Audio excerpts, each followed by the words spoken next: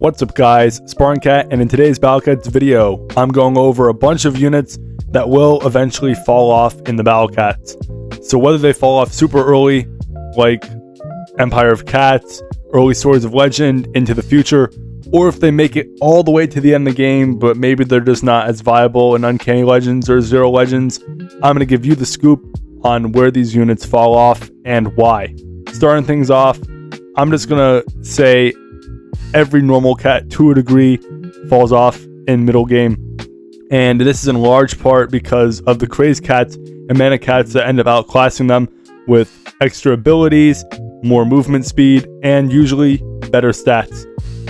The normal cats, although they're very accessible to new players and they carry their own weight throughout a lot of the game, they do end up getting outclassed by these manics, and also specialty units start coming along.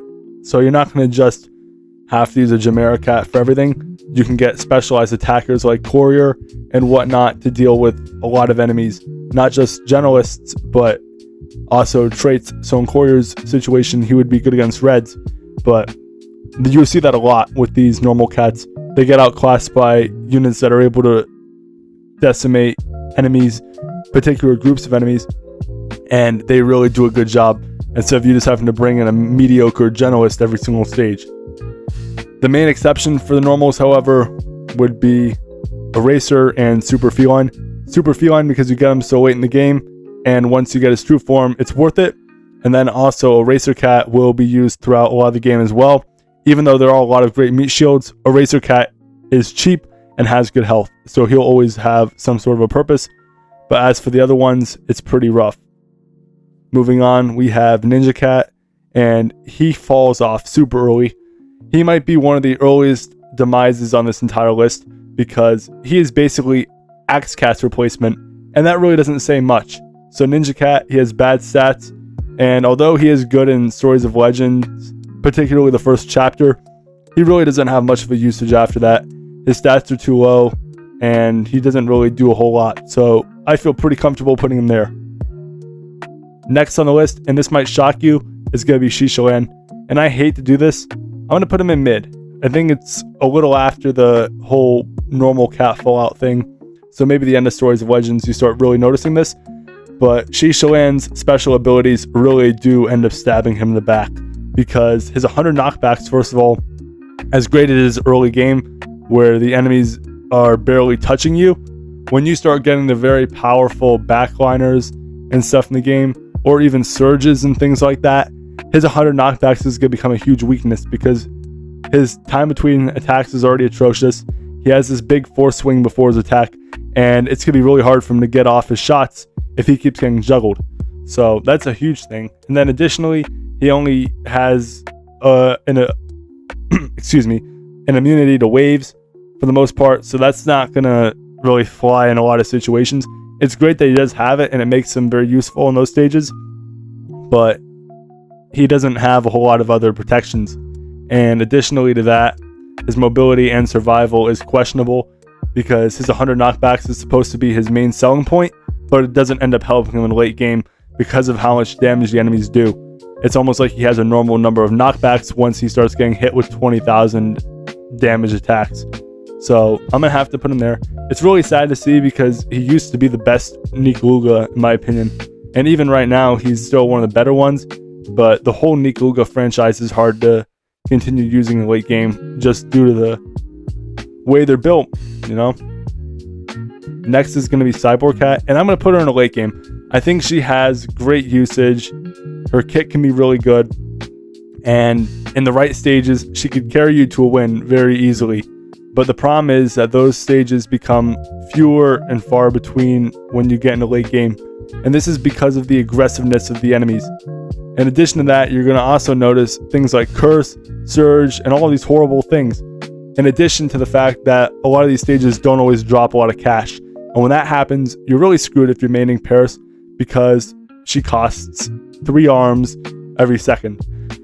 The fact that you're spamming her like a meat shield and she costs 10 times as much as one is a lot to deal with.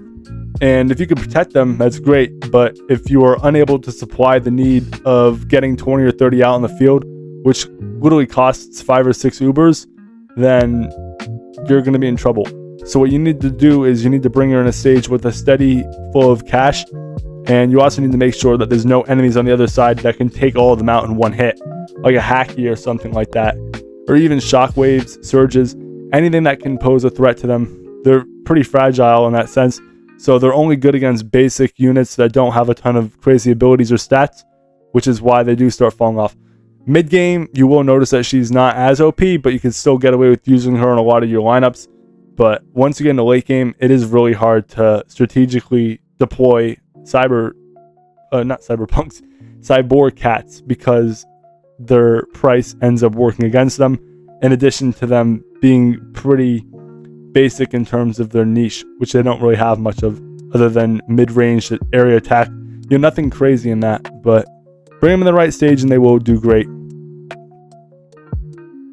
Next is going to be Valkyrie, and the talents are not that bad, honestly. It's a lot of investment, but if you're willing to invest in her, then she will become a decent unit once again.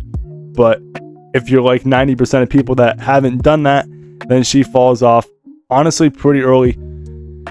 And the really ironic thing is that you're going to pretty much need her to beat Bun Bun in Empire of Cats Chapter 3 on the moon. And as soon as you unlock Bahamut, it seems like Valkyrie doesn't exist anymore, because the new player is so excited to have Bahamut, who is the superior unit, and they really do play Valkyrie as a second fiddle. So that really does start spelling the doom for her, because once you start getting units like Euron, there's really no point of having a ranged area attacker that's just going to run into a bunch of enemies and die, and not deal a whole lot of damage while doing so. Whereas Crazed Bahamut and Euron are much safer options for a newer, younger player in the game. So that, in addition to players in the beginning of the game starting to get their first Ubers and things like that, it doesn't really leave a whole lot of room for Valkyrie. So even if you are an Uncanny Legends and you finally decide to drop a bunch of talents on her, it's only going to make her so good. And by that point, you're probably only doing it for the memes. So she really does suffer an unfortunate fate, because she's not necessarily a bad unit if you invest in her, but it's just too little too late. Next is going to be Mineko, and I'd say like the beginning of the mid game, she really just gets wiped out. You know, she serves her role decently well. She's very cheap, but that's about it. She's slow, she doesn't have a whole lot of a critical chance, and her recharge is astronomically long for her price. And you'll also see her in mid-game get outclassed by units such as Jurassic, Catornado, Marauder, all of those guys, Space, and it's just really tough because it's a lot of competition, and those units are spammable, they have better procs, and all in all, they're more accessible in terms of you rolling a cat capsule or whatever, and being able to get them up 30 levels, whereas Mineko is just a pain. The true form isn't easily acquirable, and before the true form, she's just really tough to use. You can get away with using her in early game because there's only so many metal enemies you're going to fight, but other than pretty early game, she's rough. Next is going to be Elemental Duelist, and he makes it to mid game because of his powerful attacks against red enemies. Unfortunately, there's another rare that just so happens to have the same niche, with more movement speed, area attack, long range. I'm pretty sure you're picking up what I'm putting down. It's Courier Cat, and he's going to spell the doom for him because Elemental Duelist is in the front lines, in the heat of battle, and his stats just aren't as good. Courier Cat absolutely cooks, but if you don't like that, then you still have Dark Laser, Row, and iCat that could manage red enemies just as well, if not better. So it's unfortunate for Elemental Duelist. However, you can still use Elemental Duelist in 4-star stages and stuff, and through Stories of Legends, he will be a serviceable unit for you and your army. However, his shelf life is only so long, as better options will become abundant in the future. Next is Cat Machine, and kind of similarly to Elemental Duelist, who's an anti-red himself, he does get outclassed by Rocat in terms of tanking, and against black enemies, they deal a ton of DPS, so it is tough. And then other traits in general, so like even in early game, you have stuff like aliens and angels, and they all do quite a bit of damage. So it's rough for him to just tank inside and outside of his niche, just because they do a lot of damage in comparison to what he has. And he just kind of sits there and takes it like a good boy, you know? He doesn't do a whole lot, unfortunately. Now, he can do some damage, and if you invest in him, then obviously he's better. But that goes without saying for a lot of these units. I feel like he has some occasional places where he shines, like maybe Heavenly Tower, or even in Infernal Tower, a couple stages he can pop off in. So he has some usage in the late game, potentially, but it's tough to use him consistently. I'm going to say he also gets killed easily, and his niche is only so good. I'm going to put him in mid. You know, mid-game, you end up with a chance for him, but it doesn't always work out.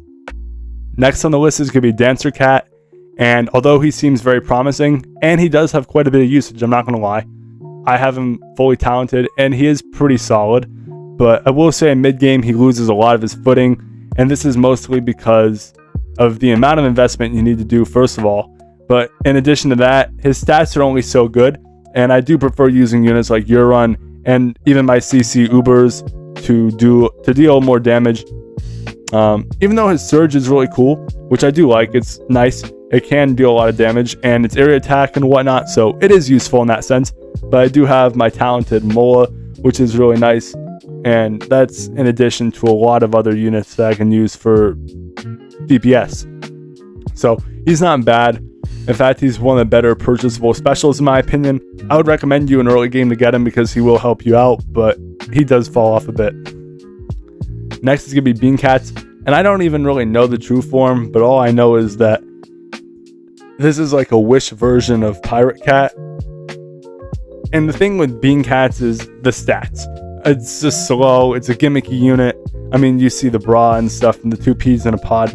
It's all meant to be funny, but unfortunately, it's not super functional due to the stats. The stats are really big at hindering it, but the biggest problem would be Pirate Cat, who I'm going to get to right now. And Pirate Cat, the thing with Pirate Cat, and he's unique from a lot of these units, is that he's never bad at doing his job. He doesn't get outclassed in that way, but with units like Courier and stuff, you're going to eventually think to yourself, why would I knock back red enemies when I can kill them? And I think that's a very important thing for a lot of these units. You know, eventually you're going to get sick of juggling units back and forth, playing these long, tedious, drawn-out battles when you can end it in 30 seconds. So why would you want to stall for 20 minutes when you can send out your powerful units and win the stage? So I totally understand that there are strategies where you need to knock enemies back. There's a lot of strategy. You have to keep your ground for a long period of time. And some of those stages are fun to do, and they're required, especially, and not in his example, but stages like 450 of Infernal and Heavenly, and a lot of those boss fights in general you're going to see in the game, they have to be long, drawn-out battles. So you can't just rush them for the most part, unless if you have a great set of units. But most people are going to have to find themselves at one point or another duking it out back and forth, slowly gaining, slowly losing ground. So there are definitely strategies for Pirate Cat, but for me, I want to grind my stages quickly and efficiently, so there's not always room for me just pushing enemies back. I want to send out my talented Bahamut Cat and get to work. Last but probably least is going to be Tin Cat, and Tin Cat is never good at all. I feel like you roll him and you're probably going to sell him for XP, and I wouldn't even blame you for doing that if you're in early game. But the thing with black enemies is that they already have a ton of knockbacks, so why would you want to push them back more when you can deal 500 damage and move them back? The other thing is they have a ton of, they have a lot of knockbacks, so I cover that, but they also have a ton of DPS and attack, so they're going to get one-shotted, and it's not going to even be close.